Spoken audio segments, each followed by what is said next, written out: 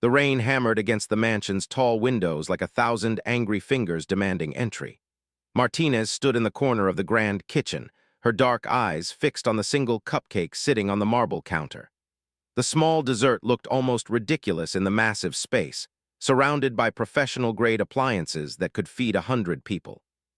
She had baked it herself during her lunch break, using ingredients she brought from home, because she couldn't bring herself to use the billionaire's supplies for something so personal.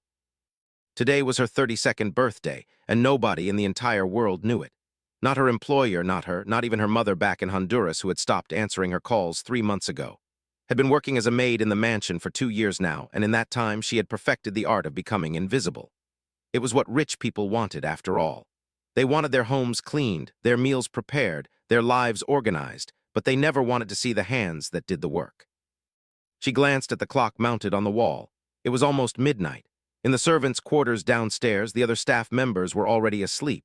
The head housekeeper, Mrs., had retired to her room at 9 o'clock sharp, as she did every night. The cook, Bernard, had left at 6 after preparing dinner for Mr. The security team worked in shifts, but they stayed in their own area and never bothered the cleaning staff. Reached into her uniform pocket and pulled out a single birthday candle. It was pink and slightly bent, left over from a box she had bought months ago for a colleague's child's birthday party. She had been carrying it around for weeks, waiting for this moment. Carefully, she pressed it into the center of the chocolate cupcake. The candle listed slightly to one side, but it stood. The mansion was quiet except for the rain and the distant ticking of an antique clock somewhere in the east wing. Had cleaned every room in this house multiple times. She knew where every piece of furniture sat, which floorboards creaked, which windows stuck when you tried to open them. She knew that Mr. preferred his coffee black with exactly 2 ice cubes, that he read financial newspapers every morning at exactly 6:30, and that he worked in his study until late into the night, often falling asleep at his desk. She had seen him, of course. Alexander was impossible to miss even if you were trying to remain invisible. He was 45 years old with silver threading through his dark hair, sharp gray eyes that seemed to calculate the value of everything they landed on, and a presence that made the enormous mansion feel small. He moved through the house like he owned every molecule of air, which, technically, he did. Forbes magazine had listed him as one of the 50 wealthiest people in America. His technology company had revolutionized cloud computing, and his investments had turned several startups into billion-dollar companies. Had never spoken to him directly. In 2 years of working under the same roof, they had existed in parallel universes. He would leave coffee cups on his desk, and she would collect them. He would drop his suit jacket over a chair, and she would hang it up. Once, about 6 months ago, she had been cleaning the hallway outside his study when he emerged unexpectedly. She had pressed herself against the wall, eyes down, barely breathing. He had walked past her without a glance, already talking into his phone about quarterly earnings and market projections. That was the nature of their relationship. He was the sun, burning bright and distant. She was a shadow, present but unacknowledged. Pulled a lighter from her other pocket. The small flame flickered to life, casting dancing shadows across the pristine kitchen. She held it to the candle wick and watched as the fire caught and grew steady. The tiny flame seemed to push back against the darkness of the empty mansion, creating a small circle of warmth and light. For a moment, she just stood there watching the candle burn. She should make a wish, shouldn't she? That's what people did on birthdays, but what could she wish for? To go home to Honduras? Her village had nothing left for her. Her mother was sick and bitter, blaming for leaving. Her father had died 5 years ago. Her siblings had scattered to other countries, chasing the same dreams that had brought to America. To find love, she almost laughed at the thought. She worked 16-hour days, 6 days a week. Her one day off was spent doing laundry, buying groceries, and sleeping. She had no time for dating, no energy for romance. Besides, who would want to date a maid? Someone who scrubbed other people's toilets and picked up their dirty clothes. To be rich, the wish felt hollow. She had been surrounded by wealth for 2 years, and she had seen what it did to people. Mr. worked constantly, never seemed happy, never laughed, never even smiled as far as she had observed. He had everything money could buy, but she had never seen him enjoy any of it. His house was a museum, beautiful but cold. His life was scheduled down to the minute, efficient but joyless. Maybe she should wish for something simple, to be seen, to be acknowledged, to exist as more than a ghost moving through someone else's life. Closed her eyes and was about to whisper her wish when she heard footsteps on the marble floor behind her.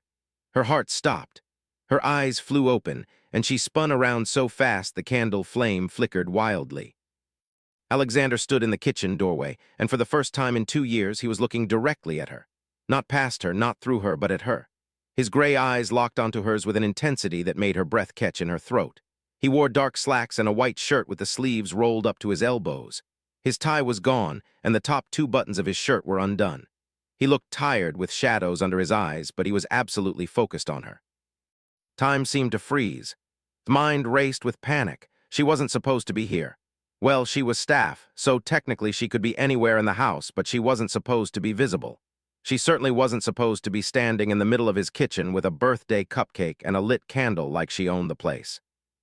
She opened her mouth to apologize, to explain, to disappear back into her role as the invisible maid, but no words came out. She couldn't move, couldn't think, couldn't breathe. The candle kept burning, its small flame the only movement in the frozen moment. Alexander took a step forward, then another. His footsteps echoed in the quiet kitchen. His hands trembled. She wanted to run, to blow out the candle and flee to her room in the basement, but her feet were rooted to the spot. She could only watch as the most powerful man she had ever met walked toward her, his eyes never leaving her face. He stopped about 3 feet away from her, close enough that she could see the flecks of blue in his gray eyes, close enough to smell his cologne mixed with the scent of coffee and paperwork. He looked at her, really looked at her, as if seeing her for the first time. Then his gaze dropped to the cupcake with its single pink candle. His cheeks burned with embarrassment. She must look so pathetic, a 32-year-old woman celebrating her birthday alone in someone else's kitchen with a homemade cupcake.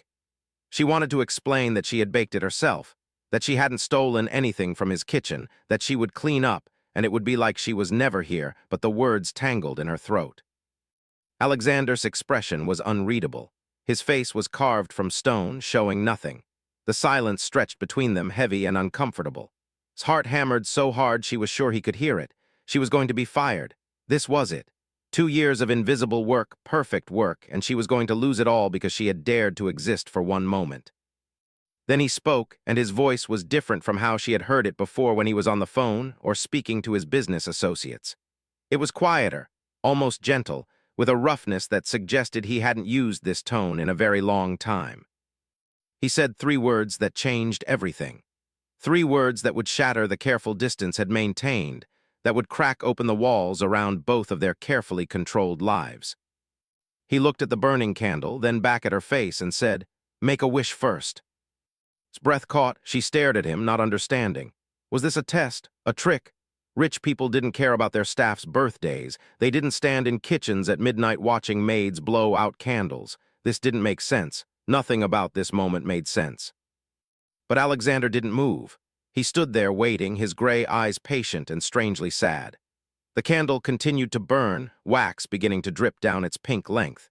In the distance, thunder rumbled and the rain intensified, drumming harder against the windows. His mind went blank. All the wishes she had considered before fled from her mind. She couldn't think of a single thing to wish for except for this moment to make sense, for her to understand what was happening, for the ground to stop shifting beneath her feet. She closed her eyes and made the only wish she could form. She wished to understand, to know why this powerful man was looking at her like she mattered, to comprehend what this moment meant. Then she blew out the candle, and the kitchen plunged into deeper darkness, lit only by the dim light from the hallway. Smoke curled up from the extinguished wick, disappearing into the air. The smell of it mixed with chocolate and rain. Kept her eyes lowered, falling back into the habits of 2 years. Don't look at them. Don't speak unless spoken to. Stay invisible. Stay safe. But then Alexander spoke again, and his words shattered every rule she had learned about how to survive in his world. His voice was low, almost urgent, carrying an emotion she couldn't identify. Command, yes, but something else underneath it. Something that sounded almost like desperation. He said, "Come to me now." His eyes snapped up to his face. He was extending his hand toward her, palm up, waiting. His expression had changed, cracked open just enough for her to see something raw beneath the billionaire mask. Loneliness. Bone-deep, aching loneliness that mirrored her own. In that moment, realized something that would have seemed impossible 5 minutes ago. Alexander, the man who had everything, was just as alone as she was, just as invisible in his own way. just as hungry for connection, for someone to see him, really see him, not his money or his power or his image, but the person underneath. Her hand trembled as she raised it.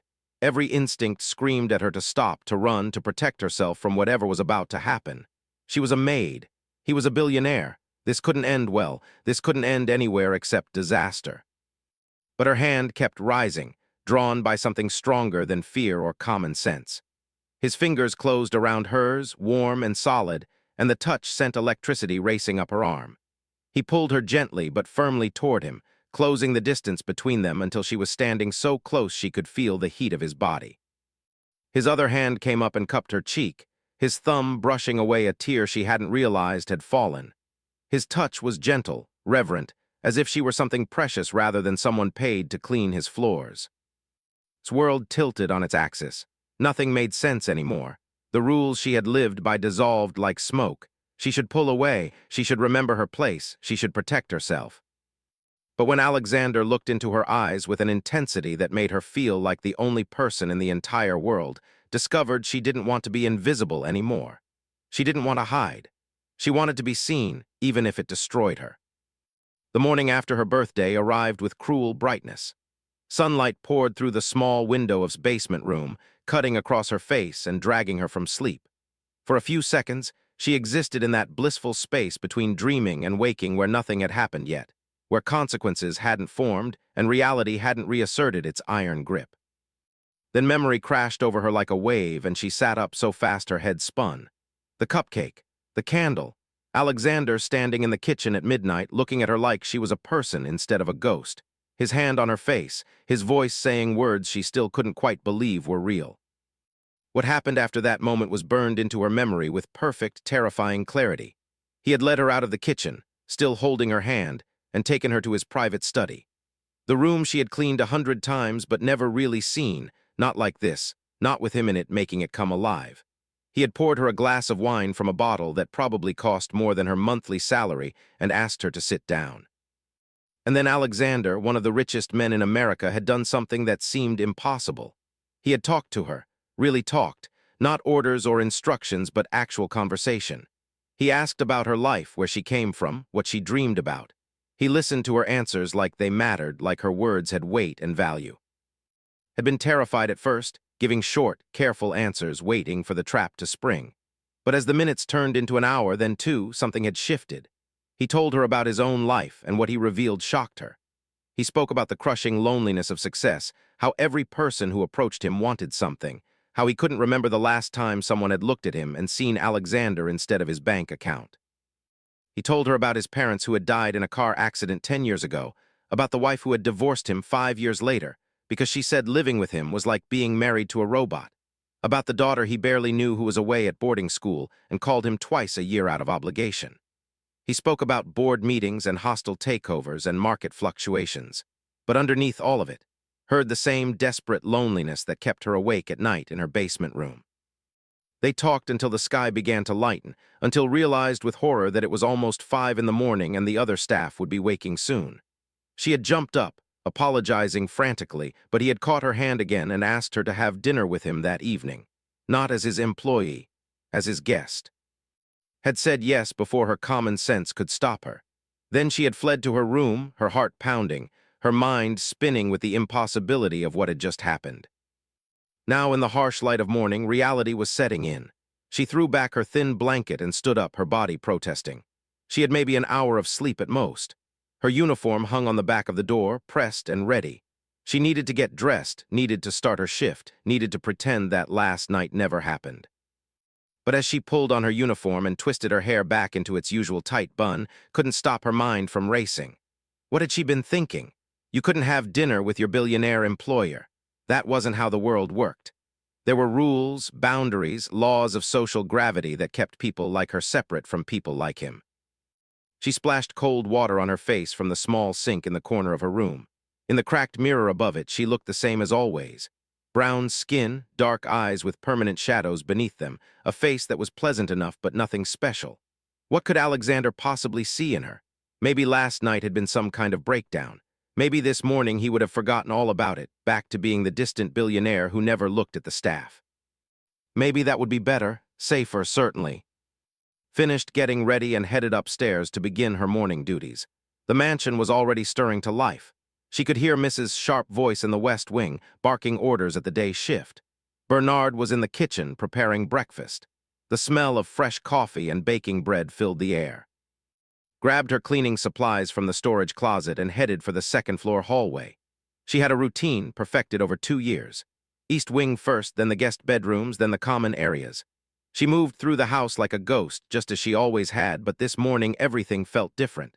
The mansion seemed to watch her, its walls holding secrets about last night, its rooms whispering about boundaries crossed. She was dusting the table in the upstairs hallway when she heard footsteps behind her. Heavy, purposeful footsteps that she recognized immediately, every muscle in her body tensed. She kept her eyes on the table, her hand moving the dust cloth in careful circles. The footsteps stopped right behind her, held her breath, waiting. The silence stretched out, heavy with unspoken words. Then Alexander's voice, that same low tone from last night, said, her name. He knew her name. In 2 years, he had never once said her name. She hadn't been sure he even knew it. Now it fell from his lips like a prayer, like a claim, like a promise. She turned slowly, keeping her eyes down the way she had been trained. But she could see his shoes, expensive leather polished to a mirror shine. She could see his hands, strong and capable, hanging at his sides with tension in every line. "Look at me," he said, and it wasn't a command. It was a request, almost a plea. Lifted her eyes to his face and was struck again by the intensity of his gaze. He looked tired, like maybe he hadn't slept either, but there was something else in his expression. Determination, decision, fear maybe, carefully hidden, but there nonetheless. "About last night," he began, and his heart sank. Here it came, the apology, the explanation that it was a mistake, that they should both forget it happened, the reassertion of boundaries and the return to invisibility. But that's not what he said. "I meant what I said about dinner. Tonight, 7 o'clock. I'll have a dress sent to your room." He paused, and something flickered across his face. Uncertainty, perhaps. This man who commanded boardrooms and controlled billions looked uncertain. "Please say you'll still come." His throat felt tight. She knew she should say no. She knew this was crazy, dangerous, doomed to end badly. She knew every reason why this couldn't work, why it shouldn't happen, why she should run as far and as fast as she could. But when she opened her mouth, what came out was yes. The smile that crossed Alexander's face was like sunrise after a long night. It transformed him, taking years off his features and revealing the man beneath the billionaire mask. His breath caught at the sight of it. He reached out and touched her hand, just briefly, a connection that lasted only a second but sent warmth flooding through her entire body. Then he was gone, striding down the hallway toward his study, leaving standing there with her dust cloth, her heart racing, and the feeling that she had just stepped off a cliff into thin air. The rest of the day passed in a blur, went through her duties on autopilot, her mind elsewhere. She barely noticed Mrs. Sharp's comments about her distracted work. She didn't taste her lunch. She moved like a sleepwalker through the mansion she knew so well, but everything looked different now, painted in new colors by the impossible thing happening in her life. At 3 in the afternoon, a package arrived at her room. Stared at the large box with the name of an exclusive boutique embossed on it in gold letters. Her hands shook as she opened it. Inside was a dress that took her breath away. Deep midnight blue silk that shimmered when the light hit it, elegant and simple with clean lines that would flow over her body like water. It was the most beautiful piece of clothing had ever seen, let alone owned. Underneath it was a pair of heels, delicate and perfect, and a small jewelry box containing pearl earrings that glowed with soft luster. Lifted the dress out of the box and held it against herself, looking in her small mirror. The woman looking back at her was a stranger, not a maid, not invisible, someone who just might belong at a dinner table across from a billionaire. She showered in the shared staff bathroom, using her own cheap soap and shampoo because she couldn't bring herself to take any of the expensive products from the mansion's guest rooms, even though she knew no one would miss them. She dried her hair carefully and left it loose, falling in dark waves around her shoulders. She applied makeup with a light hand, just enough to hide the shadows under her eyes and add some color to her lips. Then she put on the dress, and it fit perfectly, hugging her curves in a way that made her feel beautiful and terrified in equal measure. The heels added 3 inches to her height. The earrings caught the light with every movement of her head. Looked at herself in the mirror and barely recognized the woman staring back. She looked elegant, confident, like someone who belonged in this world of wealth and privilege. But underneath the dress and the makeup, she was still herself, still the girl from a small village in Honduras who had crossed deserts and rivers to get to America. Still the woman who scrubbed toilets for a living, still the maid. What was she doing? What was Alexander doing? This couldn't end anywhere good. In the best case, they would have a nice dinner and then reality would reassert itself and everything would go back to normal. In the worst case, well, she didn't want to think about the worst case. But when 7 o'clock came and made her way up the stairs from the basement, her heart was pounding with more than fear. There was excitement, too, bright and dangerous. There was hope, foolish and irrepressible. There was the feeling of being alive, really alive for the first time in years. Alexander was waiting for her at the top of the stairs. He wore a dark suit, perfectly tailored, but he had loosened his tie, and there was something different about him, too. He looked less like the cold billionaire and more like a man, nervous and hopeful, waiting for someone who mattered. When he saw her, he went very still. His gray eyes swept over her from head to toe, and the expression on his face made his cheeks flush hot. He looked at her like she was precious, like she was beautiful, like she was something worth waiting for. He extended his hand, just as he had last night in the kitchen. "You look breathtaking," he said, his voice rough with sincerity. Placed her hand in his, and the connection felt right in a way that terrified her. His fingers closed around hers, warm and strong, and he led her not to the formal dining room where she had set hundreds of place settings, but to a smaller room she had only cleaned once or twice. A private dining room with floor-to-ceiling windows overlooking the gardens and the city beyond. The table was set for two with crystal and china that had polished but never imagined eating from. Candles flickered in silver holders, casting soft light that mixed with the last rays of sunset coming through the windows. Music played softly in the background, something classical and beautiful that couldn't name, but that made something in her chest ache. Alexander pulled out her chair for her, a gesture so old-fashioned and courtly that it made want to laugh and cry at the same time. She sat down, the silk dress whispering against her skin, and watched as he took the seat across from her. For a moment they just looked at each other across the table. The silence wasn't uncomfortable this time. It was full of possibility, heavy with things unsaid but understood. They were two people who had been invisible for too long, finally seen by each other, finally real. Then Alexander lifted his wine glass and said, "To birthday wishes that come true." Lifted her own glass, her hand trembling just slightly. "What makes you think my wish came true?" she asked, surprised by the steadiness of her own voice. His smile was small but genuine, "Because mine did." They talked through dinner, though later couldn't remember what they ate. They talked about everything and nothing.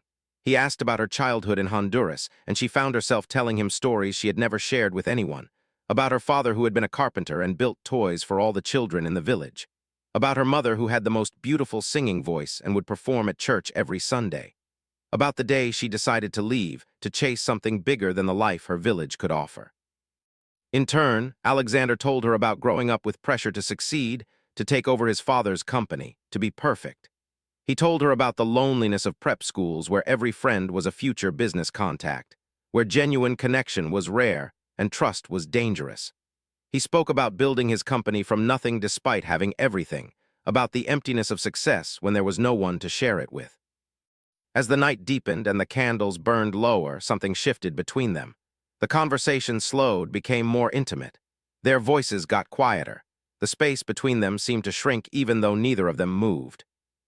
Alexander reached across the table and took her hand. "I need to tell you something," he said, his gray eyes serious. "I don't know what this is. I don't know where it's going or how it can possibly work. But when I saw you last night standing in my kitchen with that candle, it was the first time in 10 years that I felt anything real. The first time I saw someone as a person instead of a piece on a board. The first time I wanted something more than success or money or power." His heart hammered in her chest. "I'm a maid," she said, forcing herself to speak the truth. "You're Alexander, this doesn't make sense, it can't work." "I know," he said simply, "but I don't care." And in that moment, looking into his eyes, seeing the raw honesty there, made a decision that would change everything. She didn't care either. Maybe it was foolish. Maybe it would end in heartbreak. Maybe tomorrow everything would fall apart. But tonight, for now, she was going to stop being invisible. She was going to reach back across the table and take the hand being offered to her. She was going to step into the impossible moment and see where it 3 weeks passed like a dream that kept waiting to wake up from. But she didn't wake up. Instead, the dream deepened, became more real, more solid, until she couldn't remember what her life had been like before Alexander looked at her and saw a person instead of a shadow. They met every evening after the other staff had gone to their quarters, always in the small dining room with the windows overlooking the city. Sometimes they talked for hours, their conversations ranging from philosophy to childhood memories to dreams they had never dared speak aloud. Other times they sat in comfortable silence, just being in each other's presence, two lonely people finding unexpected refuge in connection. Alexander was different from what had imagined during those 2 years of invisible service. He was funny in a dry, unexpected way that made her laugh until her sides hurt. He was curious about everything, asking her opinions on books and politics and art with genuine interest. He was surprisingly vulnerable, sharing fears and insecurities that suspected he showed no one else. But it wasn't perfect. It couldn't be. They existed in a bubble that knew must eventually burst. During the day, everything had to continue as before. Still wore her uniform, still cleaned the mansion, still moved through the house as invisibly as she could manage. Alexander still worked in his study, still took calls about mergers and acquisitions, still lived his life as the ruthless billionaire the world knew him to be. The pretense was exhausting. Had to watch her expression constantly, careful not to let anything show when Alexander passed her in the hallway or when she cleaned his study while he worked at his desk. She had to endure Mrs. Sharp comments and Bernard's barely concealed disdain for the cleaning staff without reacting. She had to lie in her narrow bed in the basement every afternoon, trying to sleep before their evening meetings, while her mind raced with the impossibility of what was happening. And the other staff were beginning to notice something, could feel their eyes on her, could hear the whispers that stopped when she entered a room. Mrs. had commented twice that seemed distracted, her work not up to usual standards. One of the other maids, a woman named who had been friendly before, now watched with suspicious, calculating eyes. Knew she should be more careful. She knew they were taking risks they shouldn't take. But every evening when she saw Alexander waiting for her, when his face lit up at the sight of her, all her caution melted away. On the 21st day, everything changed. Was cleaning the third-floor hallway when she heard voices rising from the foyer below. Angry voices. She recognized Alexander's, tight with controlled fury, and another voice she didn't know. A woman's voice, sharp and imperious. "You can't just show up here, Victoria," Alexander was saying. "We've been divorced for 5 years. You have no right to walk into my home." "It's about Isabel," the woman replied. "Your daughter, in case you've forgotten. Since you seem to have forgotten you have one, given that you haven't visited her school or returned her calls in 3 months. Froze at the top of the stairs, her cleaning supplies forgotten. She shouldn't listen. She should disappear to another part of the house. But something kept her there, hidden behind the corner, her heart pounding. "I've been busy," Alexander said, his voice defensive in a way had never heard before. "The company expansion into Asia has required constant attention. I've sent her gifts, stayed in touch through email." "Gifts," Victoria laughed, and it was a bitter sound. "You think gifts replace a father? You think money fixes everything, Alexander? It's what you've always thought. It's why our marriage fell apart. You don't know how to be a person, only a checkbook." There was a long silence. Could picture Alexander's face, tight with anger and hurt. She wanted to go to him, to defend him, to tell this bitter ex-wife that she was wrong, that Alexander was more than his money, that he was capable of deep feeling and genuine connection. But she couldn't move. Because the truth was, Victoria didn't know the Alexander that knew. The world didn't know him. And maybe, thought with a chill running down her spine, maybe his daughter didn't know him either. "What do you want, Victoria?" Alexander asked finally, tiredly. "Isabel is struggling at school. Her grades are dropping, she's withdrawn from her friends, and the headmistress says she's showing signs of depression. She needs her father. I'm asking you, begging you, to take some time off from your empire building and actually be present in your daughter's life. I'll schedule a visit next month when the Asia deal closes." "Next month? Alexander, she needs you now, not when it's convenient for your schedule now." Another silence, longer this time. When Alexander spoke again, his voice was carefully neutral, all emotion locked away. It was the voice recognized from those 2 years of invisibility, the billionaire voice that had no room for human feeling. "I'll send my assistant to bring her home for a weekend visit. We can discuss this further then." "You're impossible," Victoria said, and could hear the defeat in her voice. "I don't know why I expected anything different. You'll die alone in this empty mansion, Alexander, surrounded by your money and your achievements, and you'll deserve it." Footsteps clicked across the marble foyer. A door slammed. Silence fell over the mansion like a blanket. Waited, barely breathing, still hidden at the top of the stairs. She heard Alexander's footsteps moving away toward his study, heard the door close with a soft click. The sound of it felt like a warning, like a wall going up. The rest of the day dragged by, went through her duties mechanically, her mind replaying the conversation she had overheard. Alexander had a daughter who needed him, who was struggling, who existed somewhere outside the bubble that he had created. Of course he had a daughter. Had known about the divorce, had overheard enough conversations over 2 years to piece together the basics of his failed marriage. But knowing abstractly that he had a child was different from hearing that child's needs spoken aloud, from understanding that Alexander's time and attention were finite resources being pulled in directions hadn't fully considered. She thought about her own father, dead 5 years now. She remembered the years before she left Honduras when she was still a child, how safe she had felt when he was near. How his laugh could chase away any fear, how his presence made the world feel solid and manageable. She thought about how much it would have hurt if he had been too busy for her, if his work had been more important than her needs. Tried to imagine Alexander as a father and found the image slipping away from her. She had only ever known him in one context, in their private bubble, in moments carved out of his busy life. She had never seen him with his daughter, never heard him talk about her except in passing, never witnessed the side of him that should have been most important. That evening put on the blue dress as she had every night for 3 weeks. She climbed the stairs from the basement to the small dining room. But when she entered, she found the room dark and empty. No candles lit, no table set, no Alexander waiting for her. She stood there in the darkness, understanding washing over her like cold water. This was the bubble bursting. This was reality reasserting itself. This was the end of the dream. Turned to leave, her throat tight with tears she refused to shed, when she heard his voice from the doorway behind her. "I'm sorry," Alexander said. "I should have sent word that I needed to cancel tonight. It was thoughtless of me." She turned to face him. He stood in the doorway, still in his work clothes, looking more exhausted than she had ever seen him. The lines around his eyes were deeper, his shoulders slumped with invisible weight.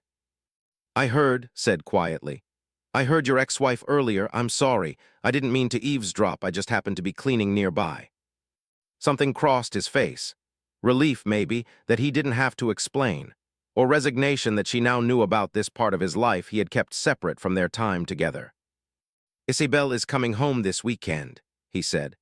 "My daughter. She's 15 years old, and according to her mother and everyone else in the world, I'm a terrible father who cares more about money than his own child." "Are they right?" asked before she could stop herself. Alexander's jaw tightened. For a moment she thought he might get angry, might retreat behind the billionaire mask and shut her out completely. But then his shoulders sagged further, and when he spoke, his voice was full of pain. "I don't know how to be what she needs. I never have. When she was born, I thought money would be enough. Private schools, the best tutors, anything she wanted. Victoria tried to tell me it wasn't, that children need presents, not presents, but I didn't listen. I thought she was being dramatic. I thought my work, building something significant, was more important than sitting through ballet recitals or helping with homework." He moved into the dark room, standing by the window that overlooked the city. The lights from downtown cast shadows across his face. "When Victoria left, Isabel was 10. She blamed me, and she was right to. Victoria wanted joint custody, but I suggested boarding school instead. I told myself it was for Isabel's benefit, that she would get a better education, make better connections. But the truth is, I didn't know how to take care of a child on my own. I didn't know how to be enough." Walked over to stand beside him at the window. She didn't touch him, didn't speak, just stood there offering silent support. "I see her twice a year," Alexander continued, his voice barely above a whisper. "Christmas and summer. She's polite when we're together, perfectly behaved and completely distant. She talks to me like I'm a stranger she has to be nice to, and that's exactly what I am to her. A stranger who shares her DNA and pays her bills." "It's not too late," said softly. "She's 15, she's still young enough to need her father, young enough to forgive if you try." Alexander turned to look at her, and in his eyes saw fear. Raw, naked fear that was so at odds with the powerful billionaire image that it made her heart ache. What if I can't be what she needs? What if I try and I still fail? What if I'm too broken to be a good father? Reached out and took his hand, the gesture as natural now as breathing. Then you fail, but at least you tried. At least she'll know you cared enough to try. They stood there in the darkness, hands clasped, both of them understanding that something fundamental had shifted. Their bubble hadn't burst, but it had changed shape. Reality had invaded, bringing with it complications and responsibilities that couldn't be ignored or avoided. "This weekend," Alexander said finally, "when Isabel is here I can't see you. Not like this. She can't know about us. No one can know, especially not her. She's already dealing with enough without adding this complication to her life." The words hurt but understood. She was the complication, the inappropriate relationship, the scandal waiting to happen. Of course she couldn't meet his daughter. Of course they had to continue pretending during the day that nothing existed between them at night. "I understand," she said, and she did. But understanding didn't make it hurt less. "I don't want to lose this," Alexander said urgently, turning to face her fully, his hands gripping hers tightly. "I don't want to lose you, but I have to try with Isabel. I have to be better for her. I've already failed her for so many years. I can't keep failing." "You won't lose me," promised, though she wondered if it was a promise she could keep.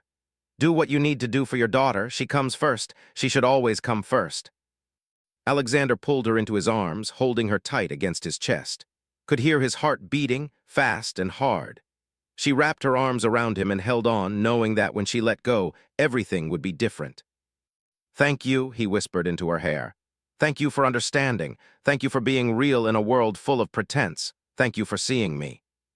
They stood there for a long time, two people holding on to each other against the tide of responsibility and reality, and the thousand things that threatened to pull them apart.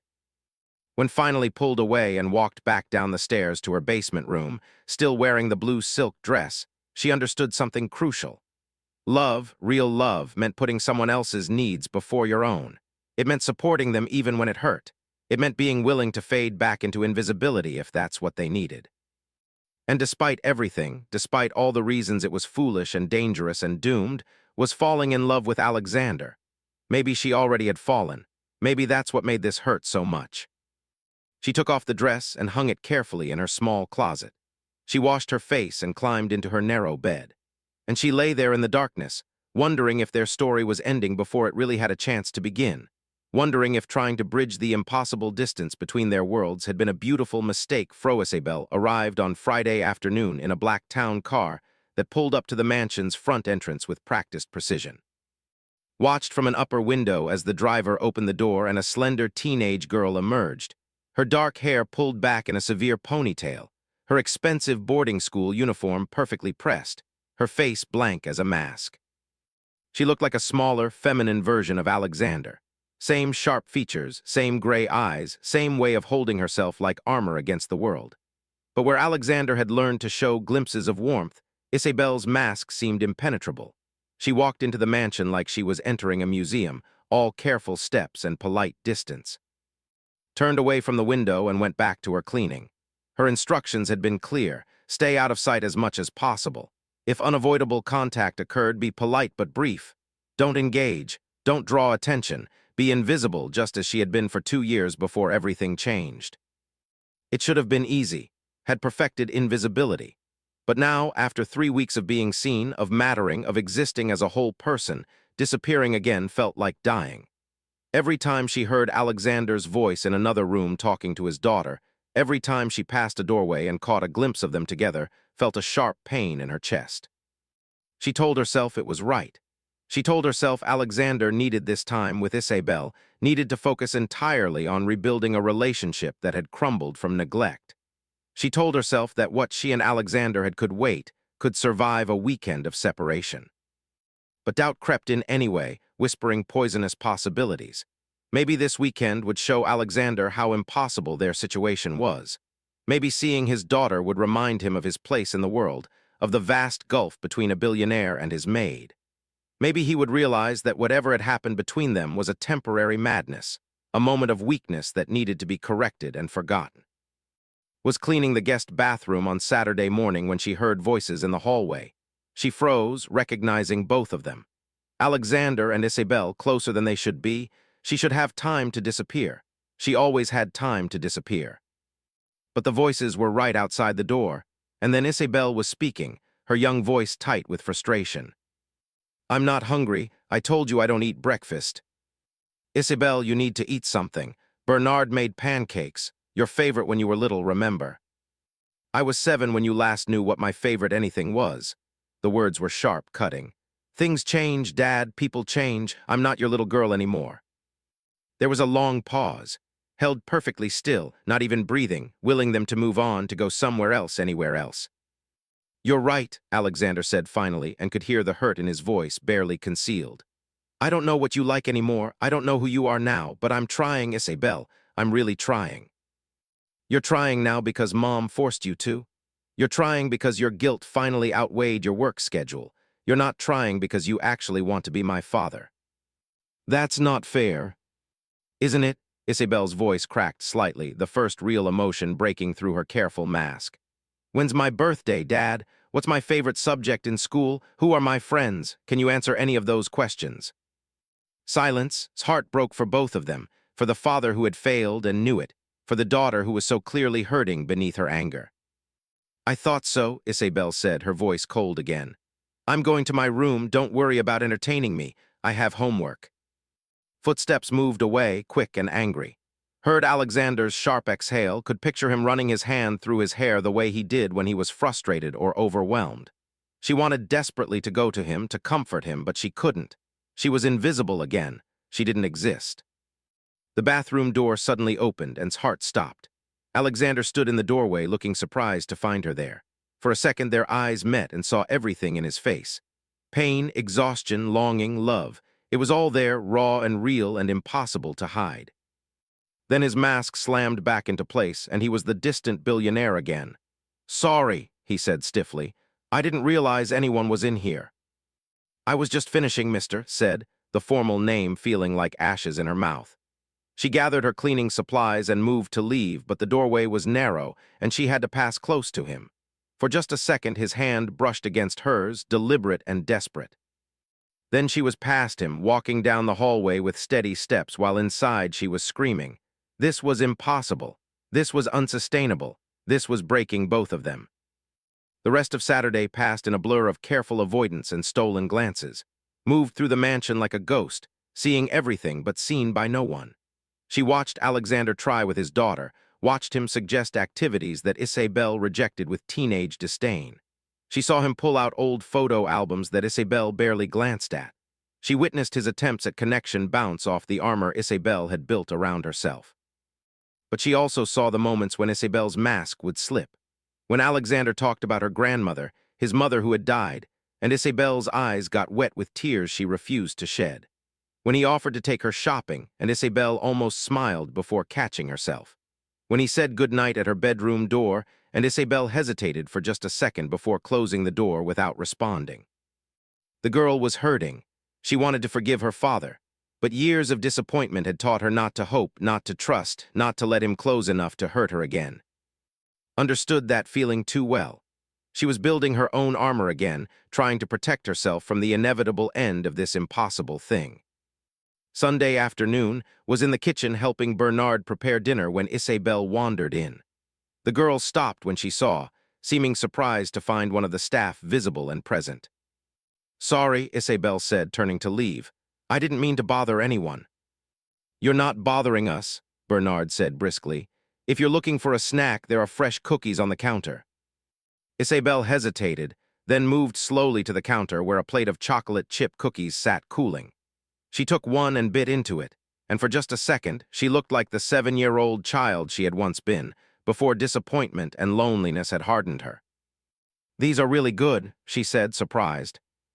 Made them, Bernard said, returning to his work on the dinner preparations. She's got a talent for baking. Isabel looked at with sudden interest. You're the maid who works here all the time, right? I've seen you around.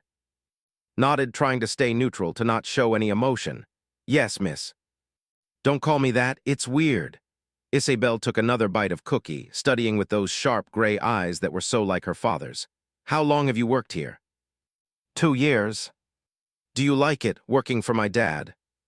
The question was casual, but there was something underneath it. Chose her words carefully. Mister is a fair employer. That's not what I asked. Isabel finished the cookie and reached for another one. I asked if you like it. Do you like being invisible? Do you like working for someone who probably doesn't even know your name?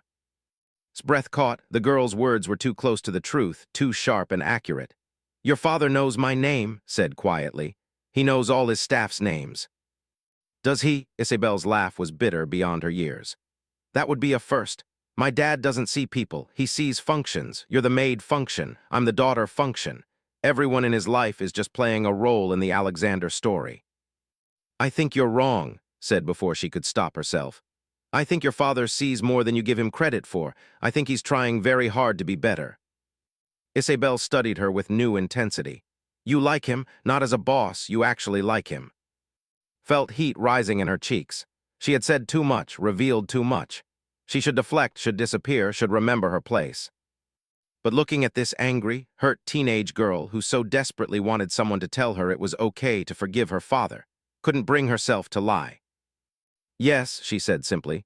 I like him, he's not perfect. He's made mistakes, especially with you, but he's trying. And trying matters even when it's hard, even when you're not sure how. Isabel's eyes filled with tears that she blinked back furiously. Why are you telling me this? You don't even know me. Because you remind me of myself, said softly. Scared to hope, scared to trust, scared that if you let someone close, they'll just disappoint you again. And maybe they will, but maybe they won't. And if you never give them a chance, you'll never know. For a long moment, Isabel just stared at her. Then, without a word, the girl turned and left the kitchen, taking the plate of cookies with her. Bernard looked at with raised eyebrows. That was quite a speech. His hands trembled as she went back to her work. I shouldn't have said anything. I overstepped. Maybe, Bernard said, or maybe someone needed to say it. That evening was in her room when she heard a soft knock on her door. She opened it expecting one of the other staff members, but found Alexander standing there in the narrow basement hallway, looking completely out of place in his expensive clothes among the peeling paint and bare light bulbs. You can't be here, said immediately, glancing down the hallway. If anyone sees you. I don't care, Alexander said, and his voice was rough with emotion. I need to see you. I need to talk to you. This weekend has been hell being so close to you but having to pretend you don't exist, having to pretend we don't exist. Pulled him quickly into her small room and closed the door. The space was barely big enough for one person, let alone two. Alexander looked around, taking in the narrow bed, the tiny sink, the single shelf holding all of his possessions. Something crossed his face, something that looked like shame. This is where you live, he said. It wasn't a question. All this time, while you've been taking care of my mansion, you've been sleeping in a room the size of my closet. It's fine, said. It's more than I had growing up. It's not fine. Alexander ran his hand through his hair, agitated. None of this is fine. You should have a proper room, proper quarters. You should have. Alexander, why are you here? Interrupted. She couldn't handle his guilt right now, couldn't handle him trying to fix things with money and better accommodations. He turned to look at her, and the intensity in his eyes made her breath catch. Isabel asked about you at dinner. She said she met you in the kitchen, that you seemed nice. Then she asked me if I knew anything about you, about your life, about where you came from. His heart started pounding. What did you tell her? The truth, that I do know you. That you're from Honduras, that you're kind and brave and stronger than anyone I've ever met. That you see people really see them in a way most people can't. Alexander. She knew, he continued. She looked at me and she knew there was something between us. She's 15, but she's not stupid. She asked me if I was in love with you. The words hung in the air between them, heavy and terrifying and wonderful. Couldn't breathe, couldn't move, couldn't think. What did you say? She finally whispered. Alexander stepped closer, taking her hands in his. I told her yes. I told her that I fell in love with my maid, and I know it's complicated and inappropriate and impossible, but it's real. I told her that you make me want to be better, that you see the person I am beneath all the money and power, that you're the only real thing in my carefully constructed life. Tears spilled down his cheeks. You can't say these things. You have a daughter, you have responsibilities, you have a position in the world. I'm nobody. I clean toilets for a living. I can't be what you need. You're wrong. Alexander cupped her face in his hands, his thumbs wiping away her tears. You're everything I need. You're everything I've been looking for without knowing I was looking. And yes, it's complicated. Yes, there will be obstacles. Yes, the world will judge us. But I'm tired of living my life according to what other people think I should be. I'm tired of being alone in a crowded room. I'm tired of pretending that money and success are enough. What about Isabel? What did she say? A small smile crossed Alexander's face. She said I was an idiot for waiting this long to tell you. She said that at least if I have you, I might finally learn how to be a real person instead of a robot in a suit. She said, his voice cracked slightly. She said that if I could be brave enough to fall in love with someone completely inappropriate, maybe I could be brave enough to really try at being her father. Laughed through her tears, joy and terror mixing in equal measure. This is crazy. This can't work. I know, Alexander said, and then he was kissing her and was kissing him back, and in that moment nothing else mattered. Not the tiny room, not their impossible circumstances, not the world waiting outside that would never understand. When they finally pulled apart, Alexander pressed his forehead against hers. I don't the morning after Alexander's confession woke up feeling like she was standing at the edge of a cliff. Everything was about to change, and she had no idea if she would fly or fall. She got dressed in her uniform, twisted her hair back into its usual bun, and went upstairs to begin her day. But when she entered the kitchen, she found something unexpected. Alexander and Isabel were sitting at the breakfast table together, an actual conversation happening between them. Not the strained, awkward attempts from the previous days, but real dialogue. Isabel was telling a story about one of her teachers, and Alexander was listening with genuine interest, laughing at the funny parts. When entered, they both looked up. Alexander's eyes softened immediately, his whole face transforming at the sight of her. Isabel watched this transformation with a knowing smile that was wise beyond her 15 years.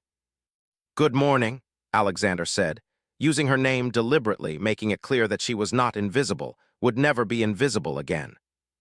Good morning, Miss Isabel, replied, trying to maintain some semblance of professionalism even as her heart raced. Please sit down, Isabel said, gesturing to an empty chair at the table. We were just talking about you, actually. Glanced at Alexander, who nodded encouragingly. Slowly, feeling like she was breaking every rule of employment she had ever learned, sat down at the breakfast table with the billionaire and his daughter. My dad told me everything, Isabel said, her gray eyes studying with frank curiosity. About how you met, about your dinners together, about how you make him smile, which is apparently something nobody has managed to do in years. Didn't know what to say.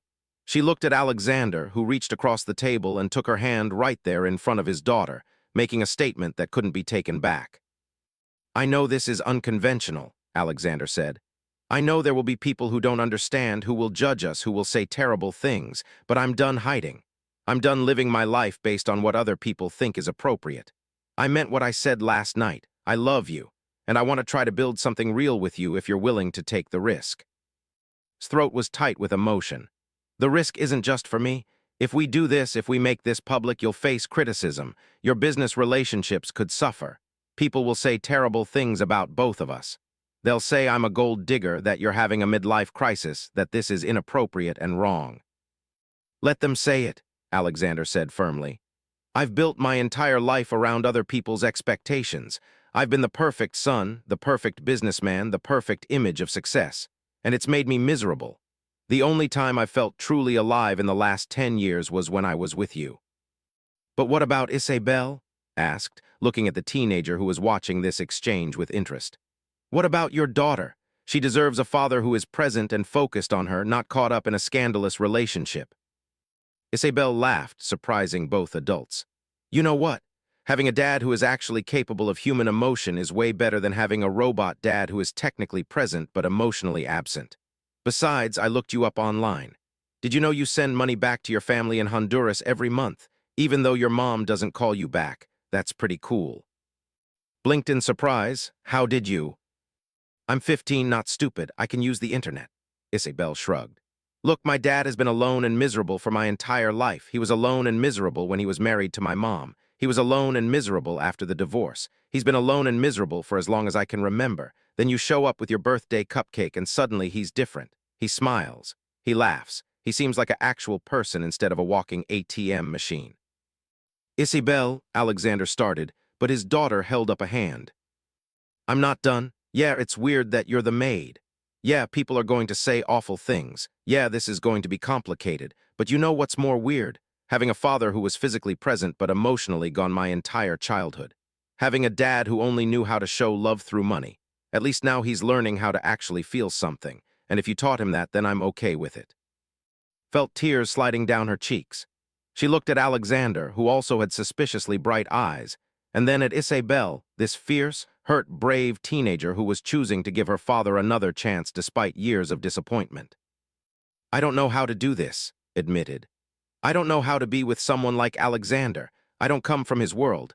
I don't understand business dinners and charity galas and board meetings.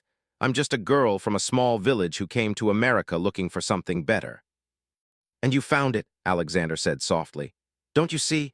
You found the thing everyone else is looking for. You found genuine connection. You found real love. You found purpose and meaning. The money, the mansion, the business empire, none of that is the something better. You are. We are. So what happens now? Asked, her voice barely above a whisper. Alexander squeezed her hand. Now we take it one day at a time. I'm not asking you to marry me tomorrow or to suddenly become a billionaire's wife. I'm asking you to be with me, openly and honestly. I'm asking you to move out of that terrible basement room into one of the guest suites upstairs. I'm asking you to stop being my maid and start being my partner. But I need to work. I can't just live here as struggled to find the word, as your girlfriend. That would make me dependent on you, and I can't do that. I need my own money, my own independence. Then we'll figure it out, Alexander said. Maybe you want to go to school, get a degree, start a career in something you're passionate about. Maybe you want to start a business. Maybe you want to work for a different household in a different role. I don't care what you do as long as you're doing something that makes you happy and fulfilled. I have more than enough money to support both of us and Isabel and probably a small country while you figure out what you want. I want to bake, said suddenly, the words surprising even herself. When I was little, before my father died, he used to help me bake in our tiny kitchen. It was the one thing that always made me happy. I've always dreamed of having my own bakery, but it seemed so impossible. Then open a bakery, Alexander said simply. I'll help you with the business plan, the startup costs, the location. We can turn it into a real business, a successful one. You're talented. I've tasted your baking. You could absolutely make it work. His mind raced with possibilities. A bakery of her own. A real career doing something she loved. A life with Alexander that wasn't built on financial dependence but on genuine partnership. It seemed too good to be true, too perfect, too much like a fairy tale. People are going to say you're just paying me off, said. They're going to say that the bakery is you buying me, making me into some kind of expensive mistress. Let them say it, Isabel chimed in. Who cares what random people think? The only opinions that matter are the ones from people who actually know you and love you. Over the next few weeks, life transformed in ways she never could have imagined. Alexander was true to his word. He announced to the staff that would no longer be working as a maid, that she was moving into the guest suite on the second floor, and that she was important to him. He didn't hide their relationship or apologize for it. The reactions were mixed. Mrs. quit in a huff, muttering about impropriety and loss of standards. Bernard surprised everyone by shaking his hand and saying he always knew there was something special about her. And the other maids whispered and stared, but found she didn't care as much as she thought she would. Alexander hired a new head housekeeper and restructured the staff arrangements. He raised wages across the board and implemented better working conditions, as if seeing's basement room had opened his eyes to how he had been treating the people who worked for him. Isabel came home from boarding school every other weekend, and slowly, carefully, father and daughter began to rebuild their relationship. It wasn't perfect. There were setbacks and arguments and moments when Isabel's old hurt and anger flared up. But Alexander kept trying, kept showing up, kept being present in a way he never had before. And through it all was there, not as a mediator or a buffer, but as a reminder to Alexander of who he wanted to be. A reminder that connection mattered more than success, that love was more valuable than money, that being real was harder but more worthwhile than being perfect. 4 months after the birthday cupcake that changed everything stood in front of an empty storefront in a trendy neighborhood downtown. The space was perfect, big windows that would let in lots of natural light, enough room for tables and a counter and a kitchen in the back.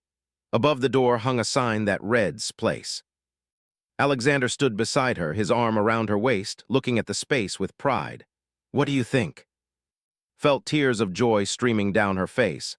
"I think it's perfect. I think this is really happening." "It's really happening," Alexander confirmed. "Your dream, your work, your achievement. I'm just providing the startup capital. Everything else is you." Isabel, who had come along for the grand reveal, rolled her eyes but smiled. "You two are so cheesy, but also kind of cute, I guess." Laughed and pulled the teenager into a hug. Isabel stiffened for just a second, then relaxed and hugged back. It was progress. Slow progress, but progress nonetheless. They went inside the empty space and walked from corner to corner, imagining it filled with the smell of fresh bread and pastries, filled with customers and life and purpose. She imagined herself behind the counter, covered in flour, happy and exhausted and fulfilled. Alexander watched her with soft eyes, seeing not a maid or an employee or an inappropriate girlfriend, but a woman he loved living her dream. He had spent 45 years thinking success was measured in stock prices and quarterly earnings. Now he was learning that success was watching the person you love become who they were always meant to be. That evening they had dinner together at the mansion, the three of them around the small dining room table that had become their spot. As they ate and talked and laughed, thought about the journey that had brought her here. From a small village in Honduras to America, from invisibility to being seen, from loneliness to love, from cleaning other people's houses to building her own dream. It wasn't a fairy tale, not really. There were still challenges ahead. There would be people who judged them, who said cruel things, who looked at and saw only a gold digger, or at Alexander and saw only a fool. There would be hard days when the cultural differences between them caused misunderstandings. There would be moments when Isabel's hurt and anger would resurface, when the work of healing their father-daughter relationship would feel impossible. But there would also be this: laughter around a dinner table, plans and dreams shared freely, love given and received without calculation or pretense, honesty and authenticity, and the courage to be imperfect together. After dinner, as they cleared the dishes, Isabel suddenly said, "Hey, you know what? You should teach me to bake. I mean, if you're going to have a bakery, I should probably know how to make something other than burnt toast." Felt her heart swell. This was Isabel's way of saying she was in, that she accepted as part of her father's life, part of their family. It was more than could have hoped for. "I would love that," said, her voice thick with emotion. "Tomorrow afternoon." "Tomorrow afternoon," Isabel agreed. Later that night, after Isabel had gone to bed, and Alexander stood on the balcony outside her room, the second-floor guest suite that was slowly becoming home. The city spread out below them, millions of lights in the darkness, millions of stories being lived in parallel. "Do you ever regret it?" asked quietly. "Do you ever wish you could go back to before, when things were simpler?" Alexander pulled her close, kissing the top of her head. "Before was empty, before was lonely, before was successful and safe and completely hollow. I don't regret a single moment of after." Leaned into his embrace, feeling the solid warmth of him, the reality of him. "I was so invisible for so long. Sometimes I still can't believe you saw me." "I will always see you," Alexander promised. "You're the most visible thing in my world. You're the thing that makes everything else come into focus." They stood there in the darkness, two people who had found each other against all odds, who had chosen to be brave enough to love despite all the reasons it shouldn't work. They stood there and looked at the city and thought about the future, uncertain and challenging and full of possibility. Inside the mansion, in her bedroom, Isabel sat at her desk doing homework. But every so often, she would glance toward the balcony where her father stood with the woman who had taught him how to be human again. And Isabel would smile just a little, and think that maybe, just maybe, this strange and unconventional family they were building might actually work. 6 months later, on a cold December evening, stood in her bakery surrounded by customers. The grand opening had been a massive success. People came from all over the city to taste her pastries, her bread, her cakes that tasted like home and love and everything good in the world. Alexander was there, helping where he could, even though he was completely out of his element in a kitchen.